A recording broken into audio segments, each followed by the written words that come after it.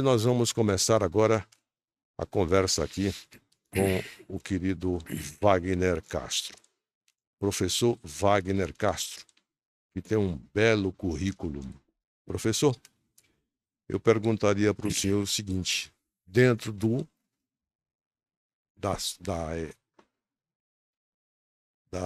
do processo da educação. Hoje a gente tem uma educação muito diversificada, de parâmetros anteriores aos nossos. Por que, professor, modifica tanto as coisas e as pessoas, os alunos, não têm o mesmo interesse gradual que a gente tinha à época nossa? Boa É, tarde para você. meu amigo, É um prazer tê-lo aqui. é um prazer tê-lo aqui, estar nesse ambiente, eu gosto muito, opinião, mas essa pergunta ela é complexa, mas vou tentar, em algumas palavras, algumas ideias aqui, propor uma resposta. Em verdade, a educação é um processo longo, é um processo delicado, de longa duração. Se é de longa duração, você não pode ter é, coisas frouxas, mal acabadas, mal vistas, na verdade, no percurso desse processo. E, na verdade, aquela educação tradicional, ou bancária, que o Paulo Freire tanto falava, criticava, quer dizer, né, assim, e que buscando a autonomia do aluno, né? Essa educação é uma educação, quando você vai aplicar na prática, ela acaba sendo também outra, entrando por outra viés, outra delicadeza. O que é que se percebeu? Aquela educação que a professora detentou do conhecimento, estava na frente e tudo mais, os alunos eram apenas observadores e sentados, retinham o que o professor explicava, na verdade. Mas só que isso acontecia porque a gente estudava com os que tinham oportunidade, né? Aquela classe média, por exemplo, aqui no Ceará é bem visível isso, né? A nossa universidade é uma universidade jovem, a Universidade Federal do Ceará é de 1955. Vou tentar puxar aqui para o nosso lado, né? Aqui. Sim. Então, é, esses jovens da época que entraram na universidade a partir dos anos 60, vamos ser honestos, eles não eram jovens pobres, na verdade. Eles eram jovens que vinham de quê? Do Liceu do Ceará, como Fausto Nilo, como Cláudio Pereira, passou por lá também Augusto Pontes, né? Passou por lá também o Belchior. Estou dando exemplos aqui, Uhum. direto, para a gente entender um pouco mais isso. Então, eles não eram ricos, mas também, enfim, aquela classe média que veio no interior. Basicamente, eles eram interioranos, veio no interior, as famílias vinham para cá, aquele esforço todo. E o que tinha, bancava a educação, né? Casas de tios, ficavam aqui e tal. Então, o que acontecia?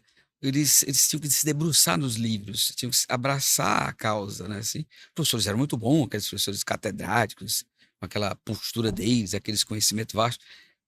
Esses professores, inclusive, passaram a ser professores da universidade, né? Assim, professores. Então, o que acontece? A educação muito rígida, né? Rigorosa, e os pais cobravam, né? E só tinha aquilo, não havia televisão naquele período, né? Assim. Então, era livro, era livro, era livro, né? E aquela turma do pós-guerra, né? Da Segunda Guerra Mundial, que tinha que refazer tudo, a sociedade, né? Assim. E a ideia do estudo era fundamental para eles. Então, se você observar, quando a universidade ela é criada ali, em 55, 60, esses caras, esses meninos, eles vão entrar na universidade, não é verdade? Então, o que acontece? A universidade era um palco de jovens, de grupos pequenos, de ricos, de classe média. Aquelas pessoas pobres não tinham acesso à universidade, como ainda não os têm. Agora tem mais, né? Porque devido a esse conhecimento online, essa coisa toda que favorece, que, digamos, até popularizou e para alguns massificou a educação, na verdade, o conhecimento, de certa modo, ele ficou frouxo. Além disso, é preciso dizer que o ato de educar hoje e ser professor, certo? Não é fácil, não é uma tarefa fácil. Por quê, Wagner? Porque o professor é mais o detentor da razão, se achava que se ia se construir, certo? Essas mídias todas, essas grandes mídias, celulares, computadores, digitais, essa coisa toda, os jovens teriam acesso a esse conhecimento vasto para favorecê-lo, ou seja, pesquisas, museus e tal. E o que se observou, a coisa não foi bem assim. O que aconteceu, estou tentando resumir, né? A escola virou palco de muitas coisas, né? O aluno quer o celular, que era mais atrativo para ele, né? Ele tem N informações que ele pode passar o dedo e vai só passando. O que ele não quer, ele deleta, nem vê, não é verdade isso? E o professor está lá explicando coisa, a matemática que ele vai usar daqui a 1 ano, 2 anos, para o resto da vida. Mas ele não tem aquela percepção, Uhum. ou também não tem aquelas percepções, aqueles conhecimentos prévios, né? Como bem a BNCC prega, né? Certo? As competências e habilidades que ele vai ter que trabalhar. Os pais não têm essa compreensão ainda também. Ficou meio à margem disso, né? E a escola enfrenta hoje, Evandro, tantos problemas, né? Certo? A escola tem, nós temos que brigar com problema de separações intensas, famílias que não é mais aquela família tradicional, não é verdade? Com droga ao redor das escolas, ou seja, tanta coisa, droga, famílias, separações, não é verdade? Mídias, esse cotidiano intenso dessas crianças que, de certo modo, faz os afastar da ideia do conhecimento. Quando eu falo conhecimento, toda educação e todo conhecimento, a educação é umbíqua. O que é isso? Ela está em todo tempo e lugar. Um mero engano aquele que acha que a educação só está em livros. Não. Ela está em todo tempo e lugar. Você aprende em todo momento, em todo lugar. O que o colégio faz, na verdade, que a educação é da família. A família educa. O colégio ele traz a ciência. Na verdade, é como se fosse o colégio tem um processo de alfabetização e letramento. Para as pessoas nos entenderem, o letramento seria tornar aquele conhecimento crítico, reflexivo para a realidade dele. Outro exemplo simples, ele vai ler um texto, aí o professor pergunta, o que é que você entendeu? Ele, não sei. O letramento seria, eu entendi isso, isso, isso. A crítica, a reflexão, a interpretação é essa. Então é um processo muito delicado ao longo do tempo, não é verdade? Então, a gente tem que brigar com tantas coisas na escola, tem que fazer tudo isso. E eu passei por isso, inclusive, eu passei por isso. Eu me lembro quando eu dava aula no GEL, que não existe mais, né? Que era uma potência, né? Tinha GEL em Sobral, Sim, Crato, Juazeiro, sim. Barbalha, Recife, não era assim, enfim. E eu lembro que o colégio, quando fez um colégio enorme, né? Aquela na GEL Dunas, né, ali, que hoje é uma faculdade, o diretor fez uma reunião com a gente, dizendo que a gente tinha que usar o computador em sala de aula e ter conhecimento de computador. Né? Por quê? Porque eles nos favoreceram comprar computadores. Pagavam metade dos computadores e financiavam pra gente, salário, essa coisa toda. Eu lembro que foi uma reunião assim meio tensa. A gente ficou meio apreensivo, né? Quer dizer que os alunos vão conhecer mais do que a gente, vai entrar em museus e tal. Foi aquela loucura. O que se observou que não foi bem isso, né? Na verdade, não foi isso. Depois, luz digital. Agora, celulares, que são verdadeiros computadores e tal. Mas a pergunta é complexa. E por quê? Ainda assim, eles não têm. Quer dizer, quantos documentários tem televisão aberta, televisão fechada, canal fechado? Fantástico, né? Sobre biologia, sobre química, sobre física, né? E outro problema, é, que eu acho também, certo? Os professores também, eles têm que se dar conta disso. Ele tem que, o livro didático, certo? Ele é apenas um guia que deve ser levado, como a BNCC propõe, enfim, todas as leis. Mas o professor tem que trazer outras coisas, outras reflexões. Ele pode usar a sala de aula, a lousa, certo? Sim. Mas ele tem que trazer outras interatividades. A partir daquele propor, refletir, questionar, né? É, como um amigo meu falou ontem para mim, disse que o professor Pedro de aula disse assim: e aí, pessoal? Primeira aula do terceiro ano, né? Tiradentes, ela é herói ou vilão? Ele disse que até então tinha aquela visão preconcebida, aquela coisa. Quando ele disse, eles foi um impacto, né? Ou seja, hoje ele é médico, ele é cirurgião, viu o professor no supermercado e chegou atrás disso. Certo? E afinal, quem é vilão? Tiradentes é vilão ou herói? O professor tomou um susto. Quer dizer, o que aconteceu? Aquela frase que tornava reflexiva o conhecimento da história para ele, o despertou para gostar da história. E que a história não era apenas aquela narrativa. Estou dando exemplo da história, né? Sendo uma crítica. Né? Professor, deixa eu só perguntar aqui uma coisa para o senhor. O senhor falou sobre. Deu fez uma viagem, Sim. né, dos primórdios da educação e depois disso nós tivemos a oportunidade de termos aí tablets, computadores, celulares e uma variedade tecnológica. Então você acha que a identidade, os alunos perderam a identidade exatamente com o respeito ao professor, porque os professores hoje praticamente, boa parte deles, não são respeitados como a liturgia do cargo permite. É assim? Não é a sua opinião? Gostei da pergunta. É verdade, tá? E o que é que a gente percebe também disso? Outros problemas levam a isso, não é verdade?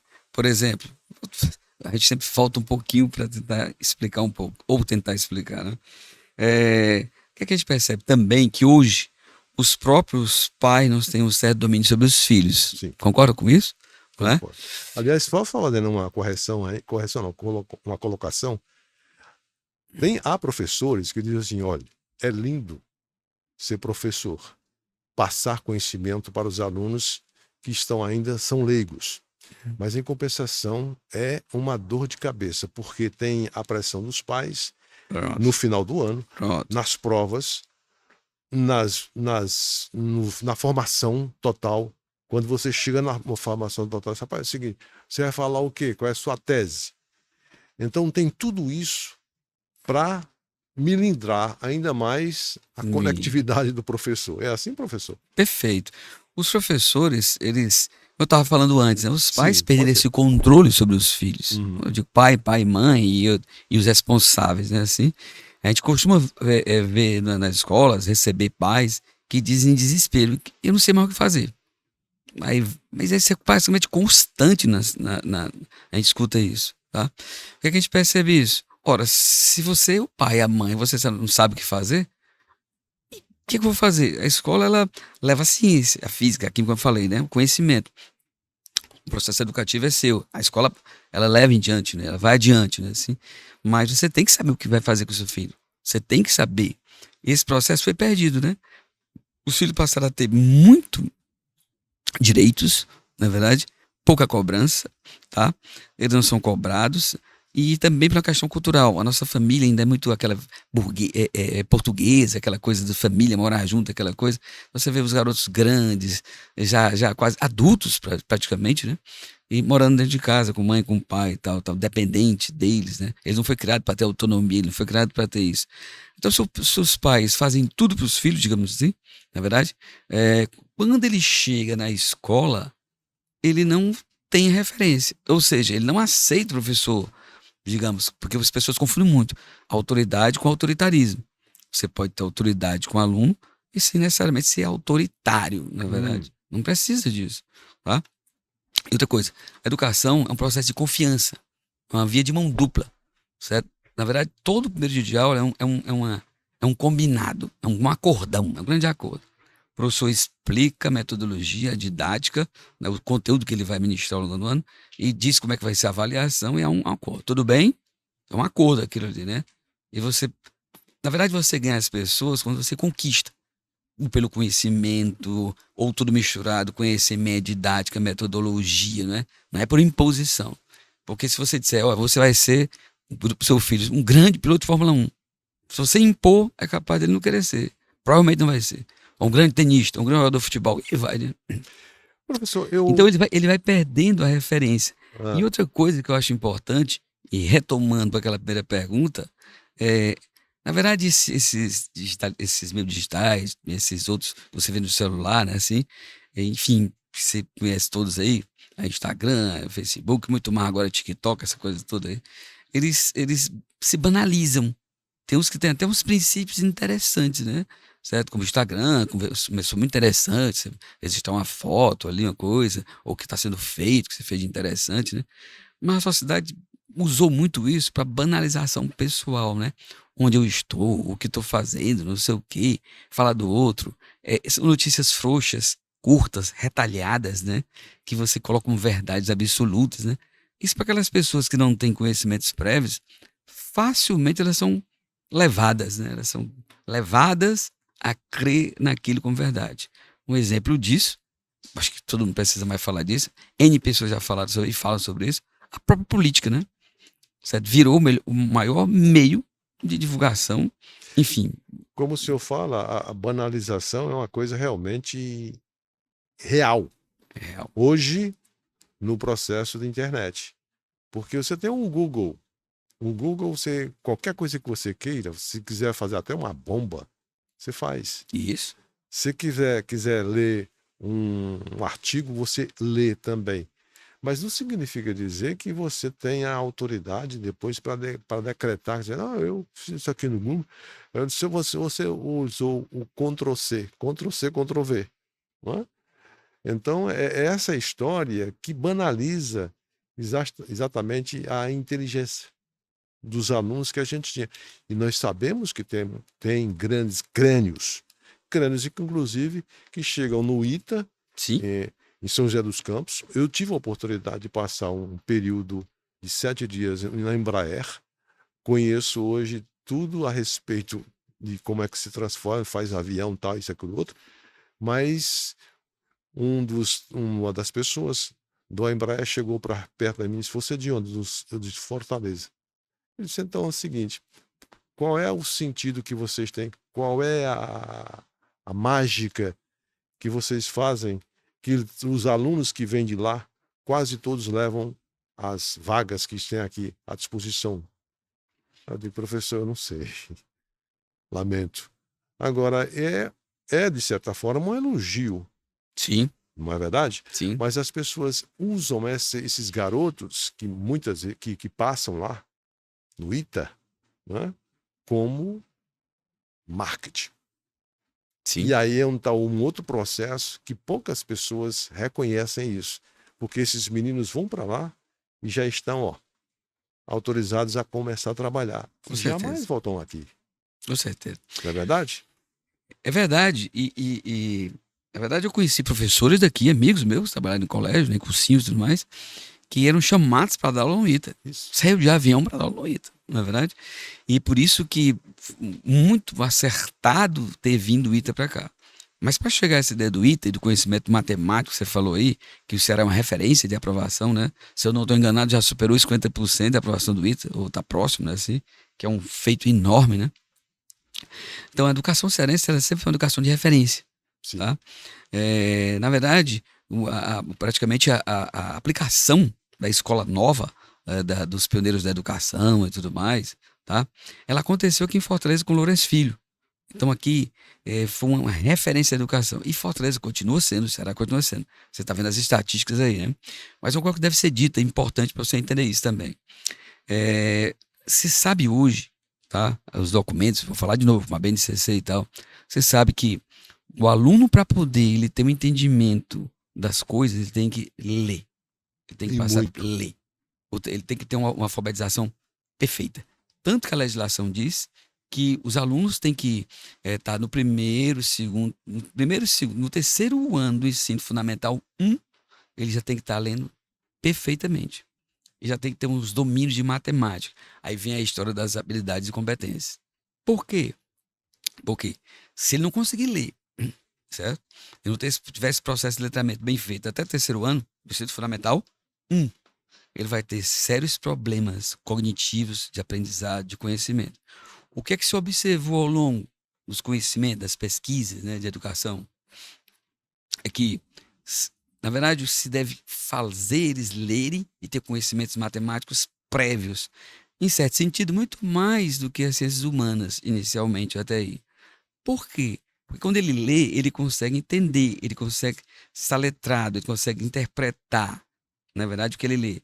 E quando ele lê bem, ele passa a entender a leitura da matemática, que é um outro processo de leitura.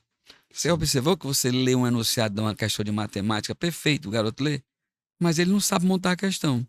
Ele não sabe decifrar o que está sendo pedido. Ele tem uma série de dúvidas. O que ele quer, o que ele não quer. O que é isso? Um processo de letramento. Então, se não tiver, até aí. Por que eu estou falando tudo isso? Nos parece que aqui em Fortaleza, no Ceará, certo? Esse processo ele é bem elaborado na matemática, no português. Por quê? Porque isso reflete mais na frente os conhecimentos matemáticos mais delicados, mais complexos. Mas ninguém pode também esquecer de uma coisa. Não é fácil. Na verdade, não é fácil que um garoto de classes mais pobres, empobrecidas, C, D e tal, eles tenham acessibilidade a ITA, IME e tudo mais. Por quê? Porque eles tiveram esse processo falho de aprendizagem cognitiva. O que é que a gente percebe? Esses grandes colégios, grandes, né, que a gente já conhece quem são, que jogam no outdoor e tal, eles fazem todo um trabalho, né, de quase que angariar, tirar alunos bons de outras escolas, enfim, e investe naquele aluno. Eu lembro que eu fui professor da primeira turma especial do GEL, né? Em 92, parece, se eu não me engano. Eram 2 segundos anos, 2 primeiros, 2 segundos, né? Porque eles pegaram os professores mais experientes, bons, e colocaram os alunos só bem.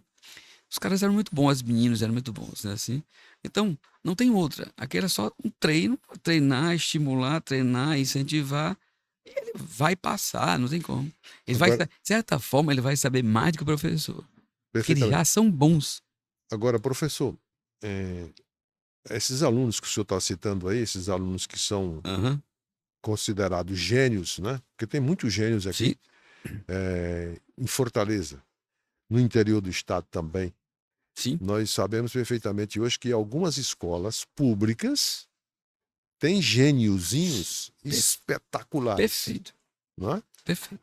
Mas não há nenhum tipo de.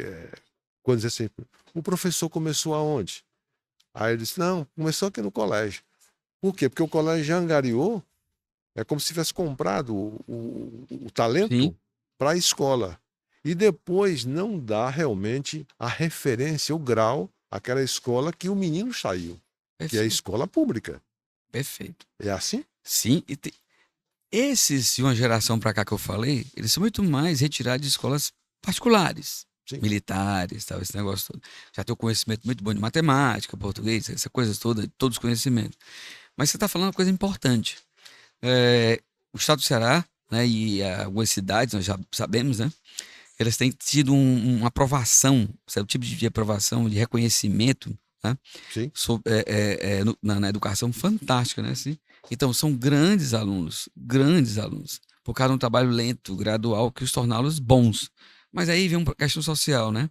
Esses alunos são bons, mas eles têm acesso à universidade, eles conseguem passar. Se ele passa no interior, se ele quiser vir na Federal, estudar aqui na Universidade Federal, por exemplo, lá, ele tem como se manter, ele tem família, ele tem como pagar, ou ele tem como sustentar, não é verdade isso?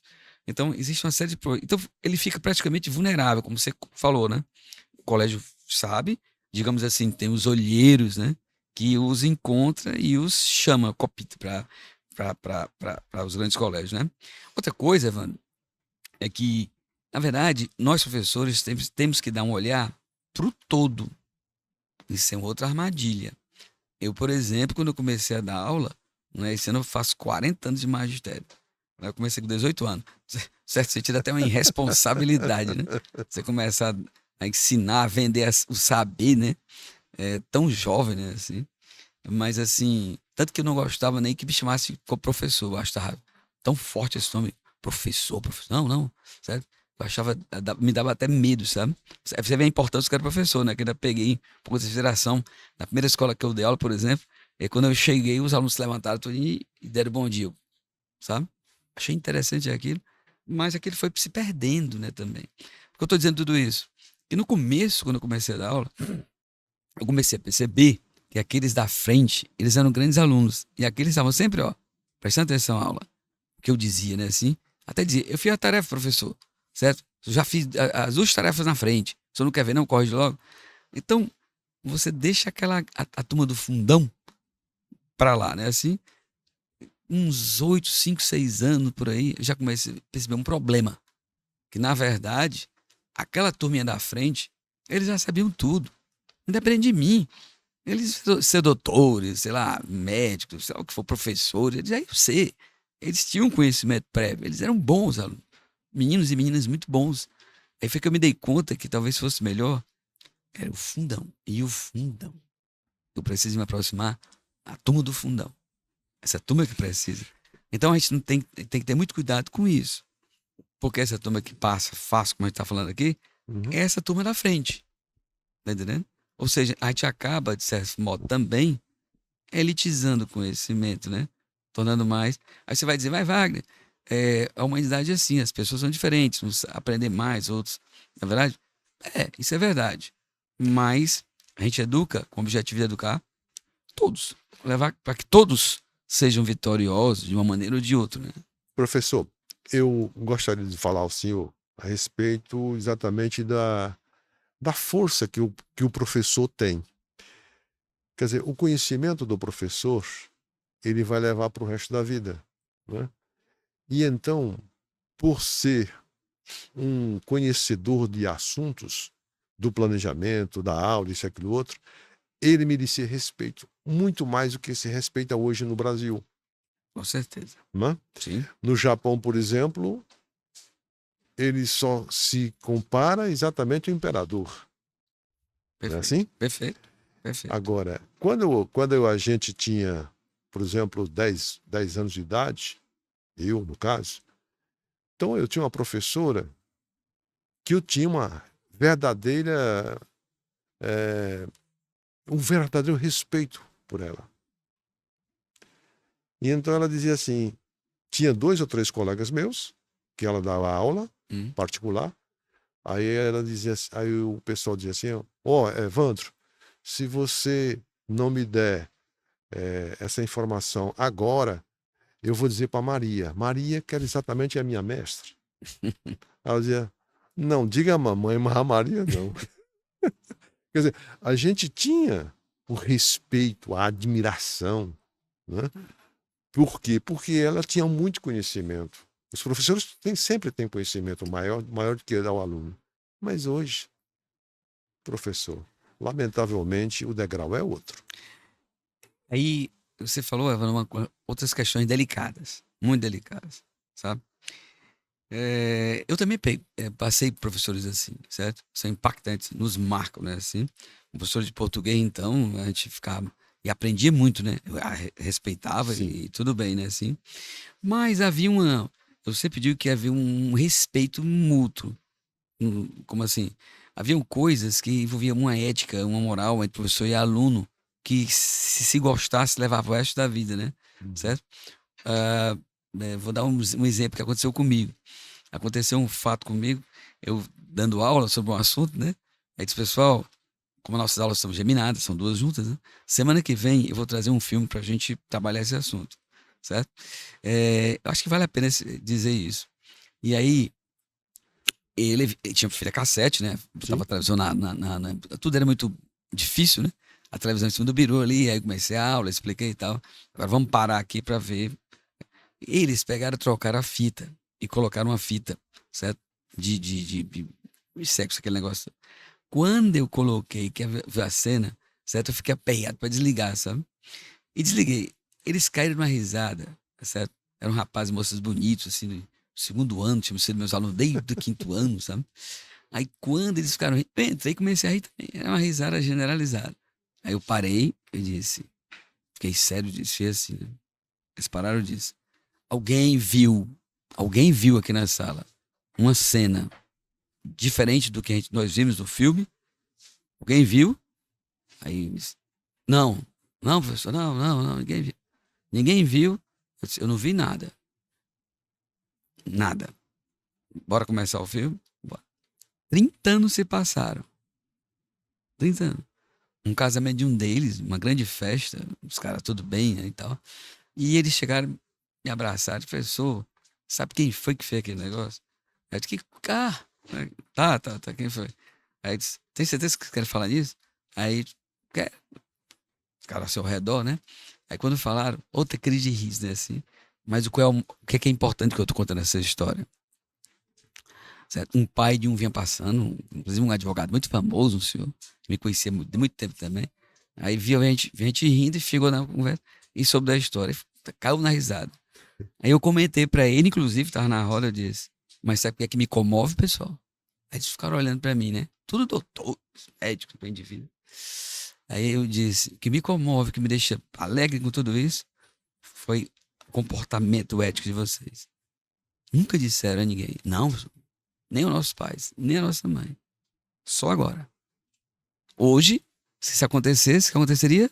O mundo Internet, cairia, né? celular. O que é que o professor está ensinando, né? Assim, na verdade.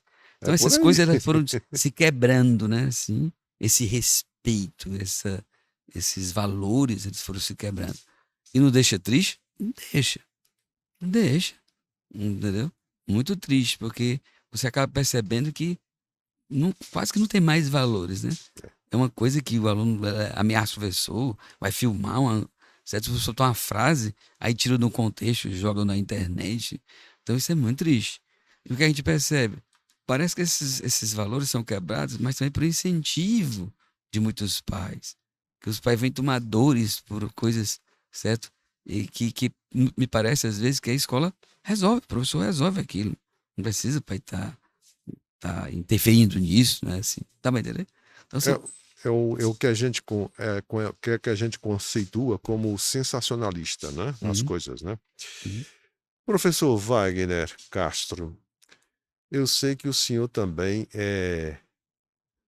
O Wagner é cantor, é compositor, enfim. Ele tem capacidade, tem cognição e tem outras coisas mais que a gente vai descobrindo aos poucos e pelo currículo, é um currículo espetacular, um dos poucos currículos, né? Que é uma resenha bem pequenininha, mas em compensação tem uma dimensão extraordinária. Professor, o senhor gosta de música também, né? Eu gosto. Sou O uma, senhor canta na noite ou não? a Ou já verdade, cantou? é, na noite, não. Já toquei na noite com uns amigos que me convidavam, eu Os tava num canto, amigos, né? aí pegava um pedacinho, Foi em banda, que a gente conjunto, chamava, não? dava uma canja, né? Hã? Dava uma canja, A né? canja? É, O que era? A mas, banda? não, o cantor tá tocando à noite, Ah, sim. aí ele veio, o amigo sentado, Vai pro gargarejo. venha pra cá, toque duas pra mim aqui. Muito legal. Mas eu, como muitos desses artistas, Sim. a gente faz letras, faz canções e engavetava aquele negócio todo. E resolvi fazer um disco, né? Foi em 1993, 93? só tinha um estúdio aqui fazendo pro áudio, né? Do Marcílio Mendonça. E Do aí, Marcílio, né? Mendonça, Mendonça. que ainda tem, Ainda inclusive, tem, né? né? Tem. Muito bom, gente muito boa. E aí eu fiz já dava aula, e aí investi no disco, quis fazer minhas canções, chamei os músicos e tal. E para alguns virou até uma referência fonográfica de Fortaleza, porque quando terminou o disco, certo? Acabou sendo um vinil mesmo, né? E essa tecnologia já vem daí essa coisa. Que eu estava terminando o disco, o Márcio chegou uma madrugada e disse: Terminamos, Wagner. Aí ele olhou e disse assim: Você não quer fazer CD? Aí eu disse: Marcelo, por que CD? Ele disse assim: Porque daqui a pouco não tem mais vinil. Próximo ano. Eu disse: Você tá ficando maluco? Não vai ser assim, não. E dito e feito, um ano depois, ninguém que queria mais vinil, era só CD. Na verdade, Sim. a tecnologia, né? Foi que o primeiro impacto que eu tive. Depois transformei em CD, enfim. Mas aí comecei a fazer shows. Fiz o lançamento do disco, no BNB, toquei no BNB duas, três vezes, no show no BNB, com muita gente, no Pirata, um dia depois do Pirata Belchior. Bar. O Belchior tocou no sexta, eu toquei no Era sábado. segunda-feira também ou não? Não, não. Era na sexta e eu toquei no sábado com um som que o Belchior usou, né? Meu som também dele. Uhum. Aí o Júlio pediu um cartaz, guardou o cartaz, era muito bacana. Aí fiz vários shows em restaurantes também, certo? Em clubes. Mas assim, eu acabei fazendo outro disco, 2001, Pão, e depois, 2019, outro disco, que é esse Wagner Convida, que eu canto não só, convido os amigos, faço outras parcerias, convido vários amigos para participar do disco, cantar no disco, né? Mas a música popular brasileira É, é assim, no caminho do Fagner, do Belchior. tem referência de Fagner, Belchior, da MPB, Aham. de Caetano, Caetano. Cazuza, Chico, essa galera toda, né? Mas são músicas autorais. Aliás, essas pessoas citadas aqui são hoje referências. Mas as pessoas hoje só preferem pisadão, pisadeira, não sei o quê, não sei o quê. O senhor acha que a qualidade caiu da música popular brasileira de uns tempos para cá? Do que se chamou MPB, que na verdade isso é uma invenção, né? Na história da música. Na verdade, isso é uma invenção a partir de 1967, quando houve o festival da TV Record, na verdade. E esse festival, que aparece o Caetano cantando Alegria, Alegria, tirou o quarto lugar, Sim. Ponteio é do Lobo, o Chico Buarque, enfim, né? Gil, essa turma toda participou do festival Milton Nascimento. Aí, quando terminou o festival, eles resolveram chamar de MPB, ou seja, era uma música universitária, de jovens universitários, né? Uma música de universitários. E eles, para se afastar um pouco daquela música que chamava música brega, né? Que era Valdir Soriano, enfim, que era Bartol Galeno, essa galera que fazia músicas fantásticas, mas para um outro público, Aí houve essa divisão, essa cisão, né? A MBB, uma demarcação. No entanto, meio elitista também, né? Universidade, elitista, de jovens intelectuais e tal. Então essas músicas são muito rebuscadas, né? Letras. Inclusive até o regime militar, em certo sentido, ele até favoreceu esse, como é que eu posso dizer, essa, essa outra forma dos compositores fazerem letras políticas para desviar da censura. O que é que eles faziam? Tinham que driblar, dar palavras, para a censura não pegar. E para alguns autores, de certo sentido, essa forma de fazer música acabou dando uma melhora, um impacto na música, uma qualidade que tornou essa música uma música fantástica, reconhecida universalmente, né? Assim, todo mundo, né? O que aconteceu? É, com o tempo, né, o mercado, né, a divulgação, essa coisa toda, a exigência da indústria fonográfica, né? Inicialmente ela apostou muito nos festivais, as emissoras. Muitas emissoras passaram a ter muita audiência, né? Por causa dos festivais. Eram milhares de jovens no Maracanã, aquele negócio para ver o festival. Isso era muito impactante, né? Na verdade, então houve todo um mercado para isso, articulado, né? Que gerou essa música tão bem feita. Então, como eu já falei, né? Isso. Compositores, arranjadores, na verdade. Você falou do Fagner, por exemplo, aqui, nossos músicos, né? O Uhum. próprio disco do Fagner são arranjadores a dedo, né? São, cada um, Hermeto Pascoal era Wagner Tiso, tal. E outros, um Caetano, um Chico Buarque, enfim. Mas o que eu quero dizer é que com o tempo, na verdade, a coisa foi ficando. Você vê mesmo que a própria música brega do passado, tida como brega, hoje ela é bem ouvida, né? O Reginaldo Rossi nunca fez tanto sucesso, Sim. talvez na carreira, do que fez nos últimos 15 anos pra cá, sei lá, 20 anos pra cá, né? Tocado, retocado, convidado para essas bandas de forró e tudo, né, assim. Então, houve como é que se pode dizer? A música começou a perder um pouco dessa qualidade. As pessoas não queriam mais perder tempo com aquelas audições, aquelas letras. São coisa mais jogada, mais direta, mais nada, arranjos mais diretos, né, assim, mais pegajosos e tal. Isso. E se banalizou assim, no potencial das letras, das composições. São músicas com 2, 3, 4 acordes ali que Hum. você não vê mais uma melodia rebuscada, né? Aí sim, nesse sentido, a música perdeu. Agora, se essa música massificada, popular, de entretenimento, como se fala, se ela é ruim ou boa, se ela vai ser bom ou não para a sociedade, não sei, só o tempo dirá, ou já diz ou não, porque a gente que é historiador, ninguém fica julgando, né? A gente tenta entender o processo, né? Eu continuo dizendo o seguinte, que os disc jockeys antigamente tinham uma concepção bacana porque recebiam uma música, disse, essa aqui vai virar chiclete, ou Uhum. seja, vai ser sucesso. Isso. Mas, em compensação, apareceu uma coisa chamada novelas. E as novelas simplesmente, ela é igual aqueles bichos que faz a cana, né? Que você bota a cana lá e faz o caldo, não é? Uhum. Então eles não estão querendo saber se é boa, se é ruim. Às vezes eles acertam. No entanto, não é toda a música que é boa, tem boa qualidade nas chamadas música de sucesso Sim. da televisão. Isso. Você concorda com essa história? Não?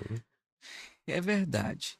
É verdade. Se você parar a pensar, Evan, você falou agora das novelas, é bem interessante. Sabe por quê? Porque se você observar as próprias novelas que são reprisadas ou essas novas, as músicas que são carro-chefe são músicas antigas. Antigas. Rita Isso. Lee, agora de outra forma de tocar, com outro cantor, um outro arranjo, mais moderno, mais ajeitadinho para satisfazer o público de hoje, não é verdade? E outra coisa que eu observei, até comentei com alguns amigos, é que o próprio The Voice expressava isso. Quando eles iam cantar as canções, quando ela ia afunilando para o vencedor, não para a final, o que é que você observava? Os cantores começavam a cantar músicas mais rebuscadas, mais difíceis, de Ivan Lins, de Gonzaguinha, tá entendendo? De Chico, porque exige uma interpretação, exige uma qualidade de interpretação, porque a melodia ela é mais delicada, mais tensa, mais difícil. Então você consegue é julgar, você consegue entender se ele canta bem ou não, se ele desafina ou não, né? Entendeu? É É verdade. interessante. Professor Wagner, foi um prazer, uma satisfação. Prazer é meu. Aquele abraço a todos vocês. Eu fico por aqui.